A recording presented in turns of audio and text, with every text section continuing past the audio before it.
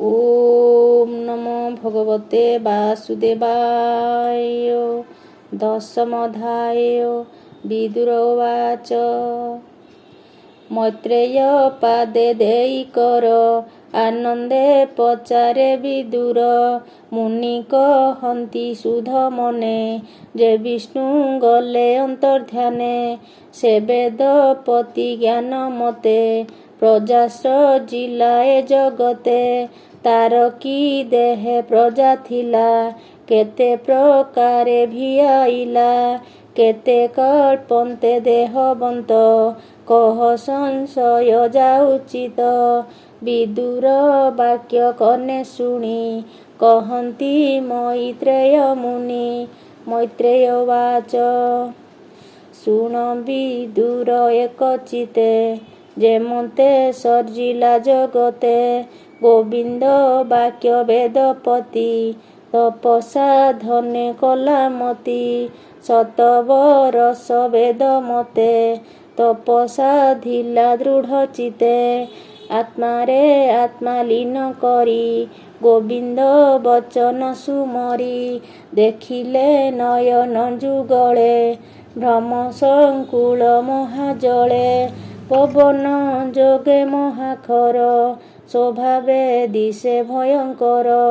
पद्म सहिते जल कंपे भूमि संकुल अतिरेके।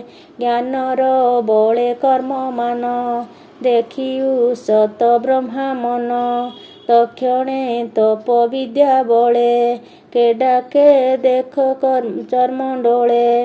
भूमि सहिते जल राशि से ब्रह्मा जोग बेले बसी। प्रलय जले बेगे गला निश्चले पद्म प्रकाशिला। से पद्म मध्य वेद बर सुमने करई विचार। पूर्वे कश्यप गर्भगते जंतुए पशिछंती जेते। ताहांकु न करी प्रकाश से जेणु स्वकर्म प्रवेश। एकु अनेक रूप चिंते सुकर्म बले नाना मते।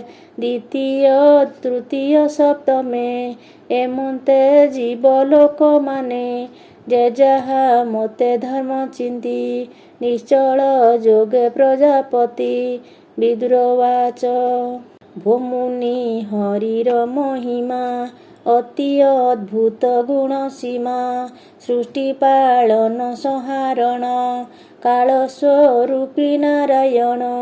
बोलई निज आत्मा बले केता देखिब चर्मंडोले। तार लक्षण कर्म मते एणु प्रमाण अबा केते। मैत्रेय उवाच।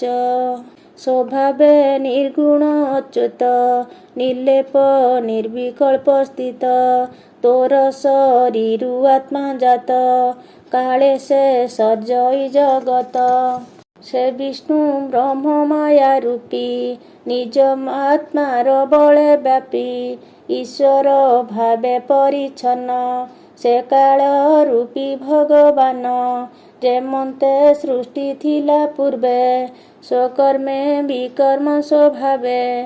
जेमते सृष्टि थिला पूर्वे स्वकर्मे विकर्म स्वभावे। प्रकृति विकृति प्रकारे जे जाहा कर्म अनुसारे। जे काले ब्रह्म उदेहंती महत आदि तत्व चिंती। गुण विश्रामे आत्मा मिशे स्वभावे स्वगुण प्रकाशे। द्वितीय अहंकार बले जे ब्रह्म ज्ञान दीक्षा देले। तृतीय उत्सर्ग जे हुए जे से माया ब्रह्म शक्ति बहे। चतुर्थे इंद्रियंक जन्म जे ज्ञान क्रियात्मक नाम। इंद्रिय रक्षा देव गण जे मन पंचमे प्रमाण। षष्ठरे अहंकार सर्वे अबुद्धि मुक्ति शक्ति भावे। स्वकर्म प्रकृति गोचरे विकृति तार अभ्यंतरे। ए सृष्टि तार त्रय गुण से हरि लीला एबे शुण।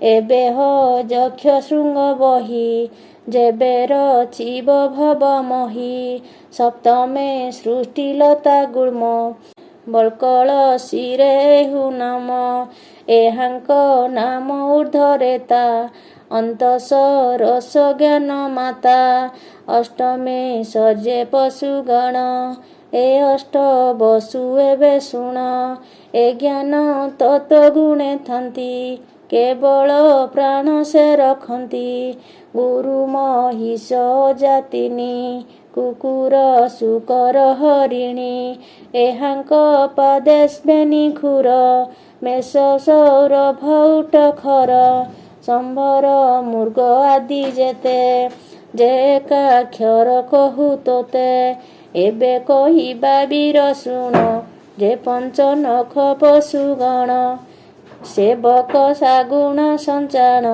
ଭଲ୍ଲୁକ ରାସଭ ହରିଣ ଭଲ୍ଲୁକ ଆଦି ଚିଲ କାକ ହଂସ ସାରସ ଚକ୍ରବାକ ଏ ନବ ସର୍ଗ ଯେବେ କହି ବିଦୁର ଶୁଣ ମନ ଦେଇ ମନୁଷ୍ୟ ମଧ୍ୟ ସେ ମିଶନ୍ତି ଯେ ଦୁଃଖ ସୁଖ ପ୍ରାୟ ଚିନ୍ତି ରଜ ଅଧିକ କର୍ମ ତାର ବିକୃତି କୃତି ଅପ୍ରକାର ଯେ ଦେବେ ସୃଷ୍ଟି ଅନୁପମ କୁମାର ସୃଷ୍ଟି ଏ ନବମ ଦେବଙ୍କ ସୃଷ୍ଟି ଆନ ବିଧି ପିତାର ଅସୁର ବିରୋଧୀ ଗନ୍ଧର୍ବ ଅପସରା ସିଦ୍ଧ ଚାରଣ ଯକ୍ଷ ରକ୍ଷ ଭେଦ ଭୂତ ପିଶାଚ ପ୍ରେତ ଗଣ ବିଦ୍ୟାଧ୍ର କିନ୍ନର ଚାରଣ ଏ ଅଷ୍ଟ ବିଧିଙ୍କ ଉତ୍ପତ୍ତି ସ୍ୱଭାବେ ଦେବତା ବୋଲାନ୍ତି ଏମନ୍ତେ ସୃଷ୍ଟି ସେ ବୋଲାନ୍ତି ଯେ ଯୁଗାନ୍ତର ନ ମିଶନ୍ତି ନଦୀଙ୍କ ଜଳେ ଯେଉଁ ଭୂମି ଜଳଧି ଯାନ୍ତି ଯଥାକ୍ରମେ ଏମନ୍ତେ ଦେବାସୁର ଆଦି ଯେତେ କହିଲି ମୁଁ ସମ୍ପାଦି ସେ ନାନା ରୂପେ ଆଦି ହନ୍ତି ମନୁମନ୍ତରେ ହୋଇଥାନ୍ତି ମୁନି କହିଲେ ପଦ୍ମକଳ୍ପେ ହେମନ୍ତେ ବିଦୁର ସମୀପେ ଏ ଭାଗବତ ଜ୍ଞାନ ରସ କହିଲା ଜଗନ୍ନାଥ ଦାସ ଇତି ଶ୍ରୀମଦ୍ଭାଗବତେ ମହାପୁରାଣେ ପାରମହଂସ ସଂହିତାୟା 82 ତୃତୀୟ ସ୍କନ୍ଧେ ବ୍ରହ୍ମ ସୃଷ୍ଟି ସର୍ଜନେ ନାମ ଦଶମୋଧ୍ୟାୟ।